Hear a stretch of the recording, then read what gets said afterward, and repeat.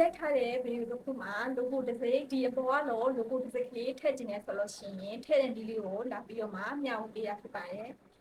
ဒီကောက်ကလေးကနေပြီးတော့မှဤပညာလေးတွေမျှဝေပေးမှာဖြစ်လို့ဒီကောက်ကလေးကိုလည်း follow မလုပ်တဲ့ရင်လည်း follow လေးလို့တဲလေးပေးပြီးတော့ share လေးတစ်ချက်လုပ်ပေးတော့ပါရှင်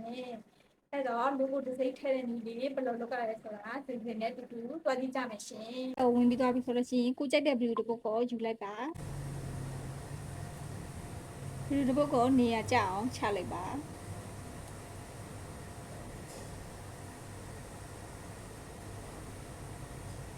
နေရာကျသွားပြီဆိုလို့ရှိရင်ကိုကဒီမှာနောက်ခံဒီမှာ logo ထည့်မှာဖြစ်တဲ့အတွက် logo ကို download ဆွဲထားပါ download ကိုတွားယူပါမယ်ဥပလေးတော့ထပ်ဝင်လိုက်ပါဝင်ပြီးသွားပြီဆိုလို့ရှိရင်ကိုကြိုက်တဲ့ကိုယူထားတဲ့ logo ကိုထည့်လိုက်ပါဒီ logo ကိုလည်းကိုက background ဖြောက်ပါမယ်လူပူပူချင်းနဲ့ပို့ background ဖြောက်လိုက်ပါ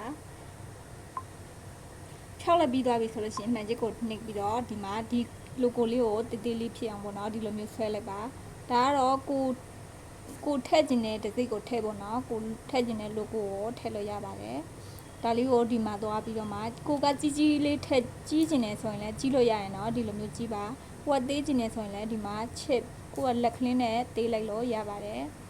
အဲ့တော့ပြီးလို့ရှိရင်သူ့ကိုဒီလိုထည့်ပြီးသွားပြီဆိုလို့ရှိရင်ဒါဆိုလို့ရှိရင်ရပါပြီဒီ logo ကိုကဒီမှာပေါ့နော်ဆွဲလိုက်ပါအဆုံးထိပါခြင်းနဲ့ဆိုရင်တော့အဆုံးထိပေါ့နော်တက်မဲ့သွားလို့ကြည့်ပါဒါကတော့မခက်ပါဘူး logo ထည့်တာတော့ဒါအခုမှလုံးမဲ့သူတွေအတွက်စမ်းလုံးမဲ့သူတွေ